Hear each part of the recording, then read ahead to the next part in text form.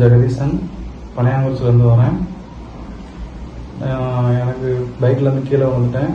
எனக்கு வலது பக்கத்தில் அடிபட்டுருந்து முக்குடலில் எக்ஸ்ரே எடுத்து பார்த்தப்போ எக்ஸ்ரே நல்லாயிருக்கு, ஒன்றும் இல்லைன்ட்டாங்க. அதுக்கப்புறம் 2 நாள் கழித்து வயிற்றில் வலி வந்தது.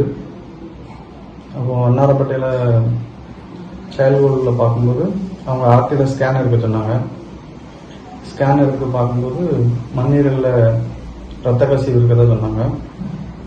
அப்புறம் அங்கேருந்து மேல் சிகிச்சையாக ராயல் ஆஸ்பத்திரிக்கு அனுப்பி வச்சுருந்தாங்க. அங்கே பிலால் சார் என்னை செக் பண்ணி பார்த்தாங்க.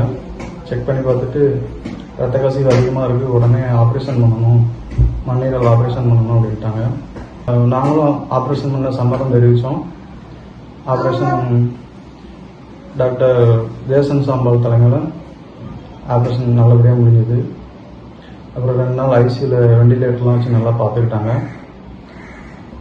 ரொம்ப வலிகள் எதுவுமே இல்லை, நல்லா இருந்தேன். அதுக்கப்புறம் வார்டுக்கு மாற்றினாங்க. வார்டுலேயும் ஒரு 4 நாள் வச்சு நல்லா பார்த்துக்கிட்டாங்க, நல்லா கேர் பண்ணி பார்த்துக்கிட்டாங்க.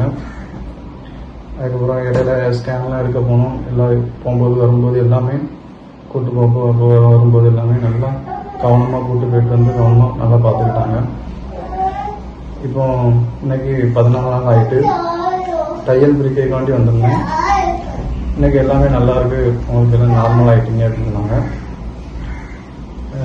இதுக்கு அறுவை சிகிச்சை செய்த ஜேசன் சாம்பல் சார் அவங்களுக்கும், பிலால் சார் தலைமையில் நடந்ததுனால பிலால் சாருக்கும், ராயல் ஆஸ்பத்திரி நிர்வாகத்துக்கும் எனது மனமார்ந்த நன்றியை தெரிவித்துக் கொள்கிறேன். இனி நல்ல கவனம்தான் பார்த்ததுக்காக எல்லாத்துக்கும் நன்றி.